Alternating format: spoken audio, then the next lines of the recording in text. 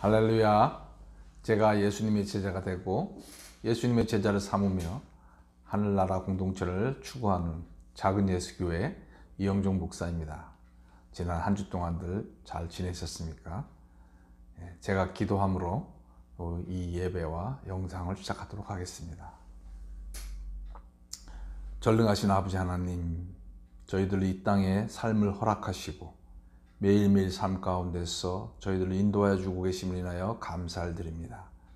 아버지 하나님, 저희들 정말 언제 죽을지 모르는 그런 풀과 같은 존재들이지만 매일매일 인도하여 주시고 살려주시고 또 소망을 주신 것을 감사합니다. 이 시간에 하나님께서 저희들에게 허락하신 귀한 성경 말씀을 저희들도 들을 때에 저희들의 눈을 열어주시고 주님의 음성을 들을 수 있도록 귀를 열어 주시옵소서. 예수님의 이름으로 기도하였습니다. 아멘. 오늘은 창세기 28장 20절로 창세기 29장 14절까지 봉독하도록 하겠습니다. 창세기 28장 20절 제가 봉독하도록 하겠습니다.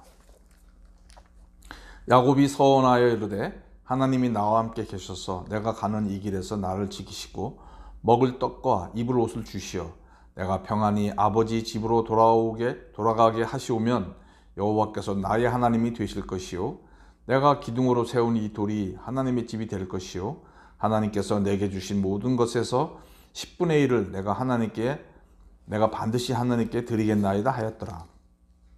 29장 1절 야곱이 길을 떠나 동방 사람의 땅에 이르러 본즉 들에 우물이 있고 그 곁에 양 세 떼가 누워 있으니 이는 목자들이 그 우물에서 양 떼에게 물을 먹임이라. 큰 돌로 우물 아기를 덮었다가 모든 떼가 모이면 그들이 우물 아기에서 돌을 옮기고 그 양 떼에서 물을 먹이고는 우물 아기 그 자리에서 다시 그 돌을 덮더라. 야곱이 그들에게 이르되 내 형제 어디서 왔느냐? 그들이 이르되 하란에서 왔노라. 야곱이 그들에게 이르되 너희가 나홀의 손자 라반을 아느냐? 그들이 이르되 아노라. 야곱이 그들에게 이르되 네가 평안하냐? 이르되 평안하니라. 그의 딸 라헬이 지금 양을 몰고 오느니라. 야곱이 이르되 해가 아직 높은즉 가축 모일 때가 아니니 양에게 물을 먹이고 가서 풀을 뜯게 하라. 그들이 이르되 우리가 그리하지 못하겠노라. 때가 다 모이고 목자들이 우물 아기에서 돌을 옮겨야 우리가 양에게 물을 먹이느니라. 야곱이 그들과 말하는 동안에 라헬이 그의 아버지 양과 함께 오니 그가 그의 양들을 치고 있었기 때문이더라. 야곱이 그의 외삼촌 라반의 딸 라헬과 그의 외삼촌의 양을 보고 나아가 우물 아귀에서 돌을 옮기고 외삼촌 라반의 양떼에게 물을 먹이고 그가 라헬에게 입맞추고 소리내어 울며 그에게 자기가 그의 아버지의 생절이여 리브가의 아들됨을 말하였더니 라헬이 달려가서 그 아버지에게 알림해 라반이 그의 생질 야곱의 소식을 듣고 달려와서 그를 영접하여 안고 입맞추며 자기 집으로 인도하여 드리니 야곱이 자기의 모든 일을 라반에게 말하며 라반이 이르되 너는 참으로 내 혈육이로다 하였더라. 야곱이 한 달을 그와 함께 거주하였더니. 아멘. 이제 우리가 야곱의 인생에 대해서 묵상을 하기 시작했습니다. 하나님께서 아브라함에게 나타나셔서 그 전능하시고 우주보다 더 크신 그 하나님께서 한 개인에게 나타나셔서 그에게 강압적으로 역사하지 아니하시고 아브라함을 그의 연약함을 불구하고도 그를 받아주시고 아브라함이 자원하여서 하나님을 따라갈 수 있도록 어떻게 인도하시는지 우리가 묵상을 했습니다. 또한 그의 아들, 외아들 이삭의 경우에도 하나님께서 그의 연약함에도 불구하고 그를 어떻게 돌보셔서 그가 자원함으로 하나님을 따르게 했는지 그리고 하나님께서 어떻게 약속의 그 삶으로 인도하시는지를 우리가 또 보았습니다. 이제 하나님께서는 그 야곱의 생애를 통해서 어떻게 역사하시는지를 우리들에게 보여주실 거라고 믿습니다. 이제 야곱이 하나님의 축복을 받은 이후에 형 에서의 무서운 그런 원한을 알고 또 어머니의 권유를 따라서 외삼촌 라반의 집으로 향하게 되죠. 지난번 말씀에도 잠깐 드렸지만 그가 집을 떠날 때 사실 그가 다시 돌아올 수 있을까? 그런 의구심이 많이 있었습니다. 그 당시에 오늘날과 다르게 집을 떠난다고 하는 것은 정처 없는 나그네의 길을 가야만 하는 것이 되었기 때문입니다. 또한 그가 라반이 있는 그 부엘사 그 땅까지는 약 800km 정도 되는, 걸어서 간다면 대략 27일 내지 30일 걸리는 그런 광야의 길이 되겠습니다.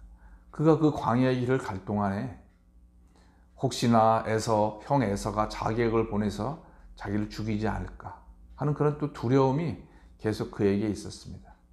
그가 이제 집을 떠나서 3일 정도 되었을 때 베델에 도착해서 그가 너무 지친 나머지 깊은 잠에 들었을 때 하나님께서 그에게 환상 가운데 나타나 주셔서 약속을 하여 주십니다. 이것이 야곱의 생애에 있어서 아주 중요한 베델 언약 사건이 되겠습니다. 하나님께서 베델에 나타나셔서 야곱과 약속을 하고 야곱도 하나님 앞에 서원을 하는 그런 중요한 사건이 되겠습니다.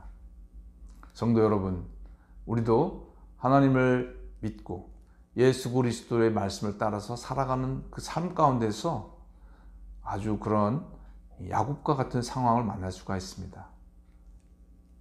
그 참 앞날을 알 수 없고 현재의 삶은 나를 힘들게 하고, 이럴 때에 아는 사람들이 안타깝게 자기의 삶을 포기한다거나 또는 자포자기하는 심정으로 살아가지만은, 그러나 하나님께서는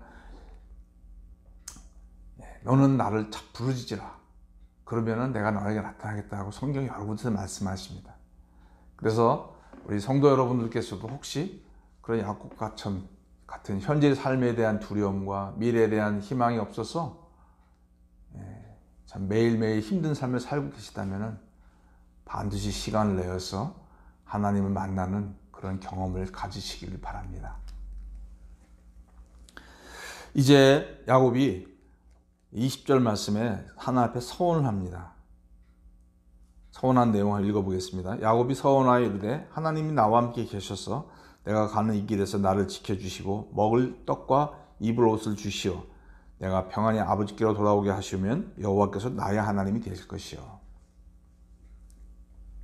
사실 하나님께서 야곱이 서원하기 전에 내가 너를 반드시 다시 돌아오게 할 거라고 약속을 하여 주셨으면 우리 같으면 그냥 아멘 하고 믿고 순종하면 좋았겠지만은, 야곱은 자기가 생각할 때 그것으로 만족할 수가 없었습니다. 그래서 그가 주체가 되어서 하나님과 약속을 맺는 것을 보게 됩니다. 그래서 이제 혹자들은 이렇게 이것들을 사용하여서 하나님과 계약을 하는 그런 신앙생활을 하는 분도 있는 줄 압니다. 하나님 이렇게 해 주시면 제가 이렇게 하겠습니다. 그러나 그런 계약을 일반화하는 것은 우리로 하여금 잘못된 신앙에 빠지게 할 수도 있습니다. 야곱의 경우에 있어서는 이 상황이 너무나 위중하였기에 하나님의 약속을 자기 스스로 확증하기 위해서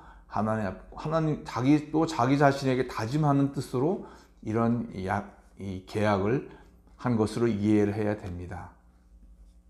그러나 이때까지만 해도 야곱은 하나님 섭리 안에 자기가 어떤 상태에 있는지, 그런 하나님의 시야로 자기의 인생을 아직은 내다보지 못하는 그런 어린 단계에 있는 것을 보게 됩니다. 사실 하나님께서는 야곱을 택하신 것은 야곱만 그 사람으로 끝나는 것이 아니라 사실은 그 야곱 뒤에 오는 그런 수많은 영적인 세대들과 마지막에는 그 야곱을 통해서 예수 그리스도를 보내주시고, 또 그 예수 그리스도를 통해서 장차 믿게 될 구원의 계획, 그리고 천국 복음, 그런 원대한 뜻을 가지신 가운데서 야곱을 택해 주신 것들을 우리는 성경을 통해 알고 있습니다. 그러나 이 당시 부름을 받았던 야곱은 하나님께서 자기를 택해 주셨다는 것이 무슨 뜻인지도 몰랐고, 아직은 그에게 있어서는 아주 원초적인 필요에만 관심 있는 것들을 우리가 볼 수 있습니다. 20절 말씀을 보면은 하나님이 나와 함께 계셔서 자기를 지켜주고 먹을 떡과 옷 주시고, 다시 집으로 돌아오게 한다면 하나님이 나의 하나님이 될 것이다. 그렇게 표현하고 있습니다. 그러나 하나님은 이러한 야곱의 약속 계약을 받으십니다. 아직은 야곱이 어린 상태여서 그의 관심은 위험에서부터 보호되고 또 그런 이 생존의 문제에서 해결되고 그리고 그냥 고향으로 돌아오는 것, 그것만이 아직은 그의 관심의 전부였습니다마는 하나님께서는 그의 신앙을 받아주십니다. 그리고 여기서 놀라운 것은 야곱이 이제 하나님을 나의 하나님으로 삼게 됩니다. 그 이전에 그가 할아버지 아브라함의 하나님, 또 자기 아버지 이삭의 하나님에 대해서는 많이 들었지만 개인의 하나님, 나의 하나님이라고 고백을 할 수는 없었습니다. 그러나 이런 그 어려움 상황 가운데서 그가 간절한 가운데 처절하게 하나님 앞에 기도하며 하나님을 나의 하나님으로 삼을 테니 도와달라고 기도하는 모습을 봅니다. 서원까지 하는 모습을 하나님 받으시고 들으셨습니다. 그리고 27절에 보면은 야곱이 하나님께서 내게 주신 모든 것에서 10분의 1을 내가 반드시 하나님께 드리겠나이다 라고 또 스스로 말하게 됩니다. 하나님께서는 무슨 대가를 바라고 약속을 해주신 게 아니에요. 그러나 야곱의 생각에는 자기가 하나님께서는 은혜를 주시면 그 은혜를 내가 반드시 갚아야겠다라고 그렇게 생각을 한 거예요. 10분의 1을 드리겠다. 그런데 하나님께서는 야곱의 이 말씀을 들으시고 나중에 율법에 10분의 1을 드리게 되는 그런 것에 또 기초를 삼으시는 것을 봅니다. 어린 야곱과 동행하시며 또 그의 야곱의 말을 그냥 흩어 들으지 아니하시고 네가 그렇게 했기 때문에 그래 앞으로 너의 후손들이 후손들이에게도 그런 것들을 내가 해야겠구나라고 하나님께서는 야곱의 생각들을 들으시고 그것들을 또 자신의 계획에 반영시키시는 그런 아주 세심하시면서도 사랑이 많으신 그런 하나님이신 것을 봅니다. 성도 여러분, 우리가 하나님 앞에 무심코 내뱉는 말들이 있습니다. 또 하나님과 어떤 약속을 하는 것들이 있습니다. 하나님께서는 그러한 우리의 말들을 잘 들으시고 그것들을 마음에 두시고 또 그것에 기초해서 우리의 인생을 이끌어 가신다는 것을 알아야겠습니다. 그래서 우리가 하나님을 무심코 원망하거나 또는 저주하는 말을 해서는 안 될 것이고 우리는 할 수만 있다면 하나님 앞에 나의 소원을 아뢰고 또 내가 하나님을 찬양하고 억지로라도 하나님을 사랑한다는 표현을 해나갈 때 하나님께서는 우리의 말들을 그냥 허투루 들지 아니하시고 반드시 그 말씀을 응답하게 하신다는 것들을 우리는 기억해야겠습니다.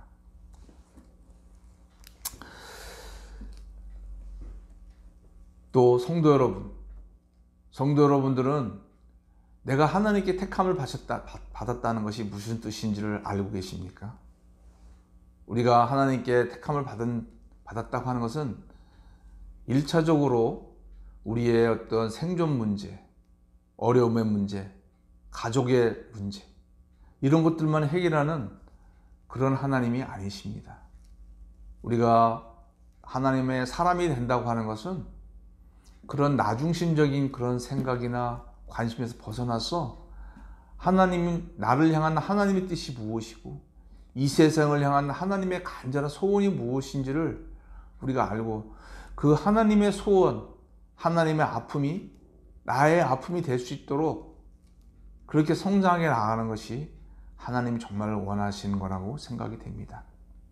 이제 이 야곱은 아직은 자기 중심적인 그런 신앙을 갖고 있지만 하나님께서 이제 장차 그의 생각을 넓혀주시고 눈을 들어서 하나님의 관심을 자기의 삶 속에 가져다 주는 그런 이제 성숙한 모습으로 변해가는 것들을 우리가 볼 수 있습니다. 29장을 보겠습니다. 1절, 야곱이 길을 떠나 동방 사람의 땅에 이르러. 여기서 야곱이 길을 떠나라고 하는 그 떠나라고 하는 표현은 원문은 이제 야곱이 발을 박차고 나갔다라는 그런 뜻이 되겠습니다. 그가 그 전까지는, 하나님을 만나기 전까지는 정말 천근만근 무거운 발로 갔지만 하나님의 약속을 받은 이후에는 발걸음을 가볍게 하여서 앞으로 나아가는 모습을 볼 수가 있습니다. 이만큼 우리가 하나님을 만나서 하나님의 약속을 받는다고 하는 것은 우리 신앙생활에 얼마나 중요한지 모르겠습니다. 이제 하나님께서 비록 자기 중심적인 야곱이지만 그를 어떻게 격려하시는지 성경은 말씀하고 있습니다. 2절에 야곱의 동방 사람의 땅에 이르러 본즉 들에 우물이 있고, 약 27일 내지 30일에 걸쳐서 광야 생활 끝에 동방 사람의 땅에 들어갔는데, 본즉이라고 하는 히브리어는 보십시오. 그 들어가자마자 라반의 동네 사람들을 만나게 된 거예요. 이거는 남대문에서 김서방을 만나는 것 같은 특별한 은혜인 겁니다. 하나님께서는 야곱을 격려해 주셨어요. 그가 동방 사람의 땅에 들어갔어도 전혀 처음 가본 곳이에요. 거기서도 만약에 사람을 만나지 못하고 계속 우왕좌왕했다면 얼마나 힘들었겠습니까? 그러나 하나님께서는 내가 너의 가는 길에 함께 해주겠다고 말만 하신 것이 아니라 야곱의 마음 가운데 정말이구나 하는 것을 느끼게 도와주십니다. 그래서 그 동방 사람들 땅에 들어가서 목자들이 있고 양떼가 있는 걸 보고 얼마나 일단 한 달 동안 사람을 못 보다가 한 달 만에 사람을 봤을 때 얼마나 기뻤겠습니까? 그런데 대화를 해보니까 자기 외삼촌 라반 동네 사람들이네요. 할렐루야, 얼마나 기뻤겠습니까? 그런데 그 사람들이 라반의 그 외삼촌 동네에서 온 사람들이라는 걸 알고 이제 이 사람들 따라가면 좋겠구나 하고 마음에 안심이 되고 있는데, 그 사람들이 얘기하는데 저기 봐라, 외삼촌의 딸인 라헬이 오고 있다.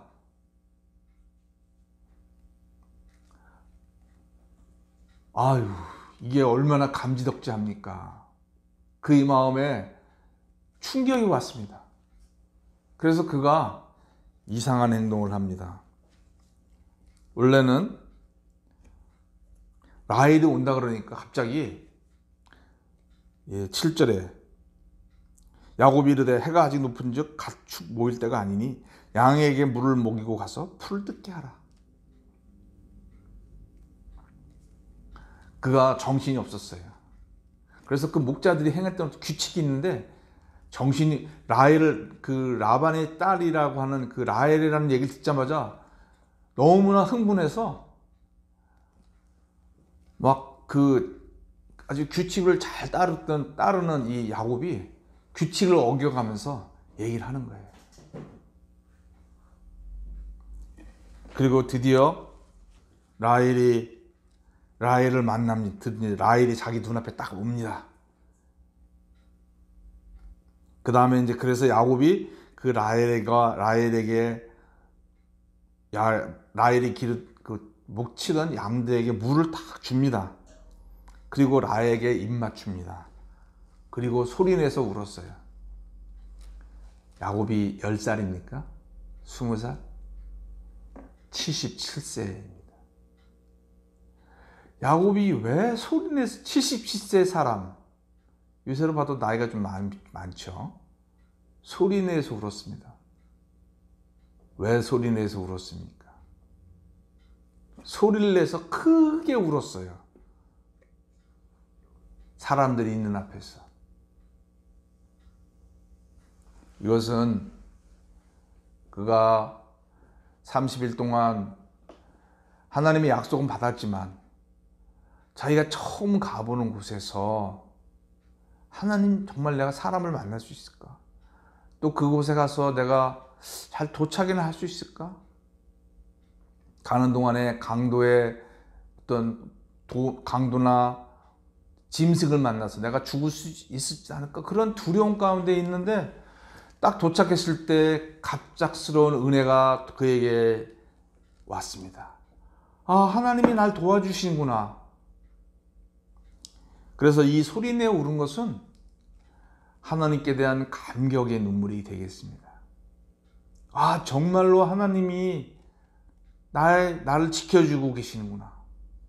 정말이구나 하는 것들이 그의 마음에 갑자기 물밀듯 들어오면서 하나님께 대한 감사와 자기 연민과 이런 것들이 복합이 되어서 주체할 수 없어서 소리내어 울게 되었습니다.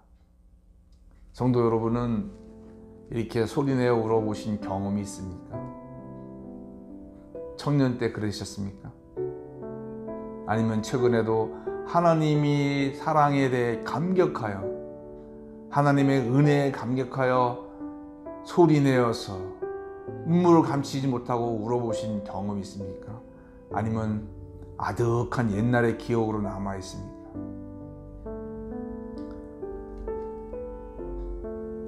어떤 목사님의 설교가 기억이 납니다.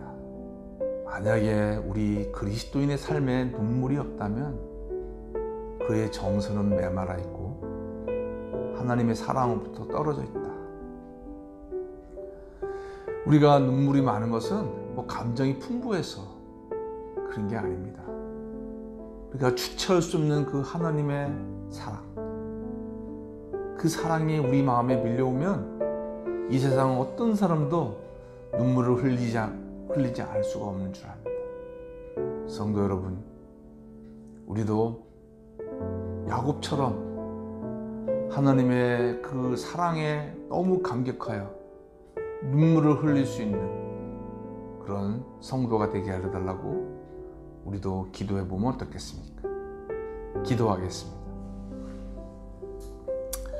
아버지 하나님, 야곱이 하나님 앞에 택함을 받았지만 그것이 아직까지는 그에게는 그것이 정확한 의미를 모르고 그저 자기 중심적인 그런 신앙생활을 만족하고 있는 야곱을 봅니다.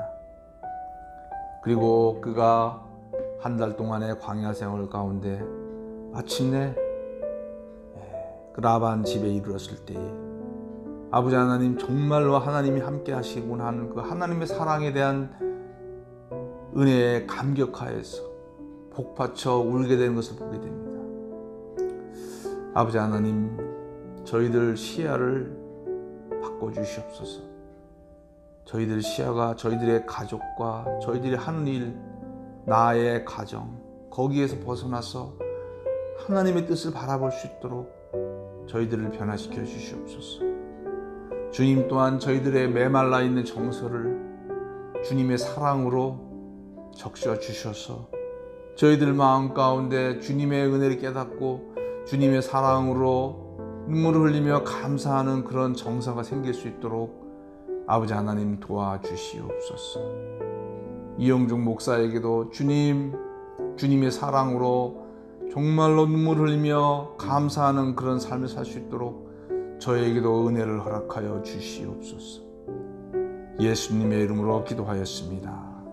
아멘.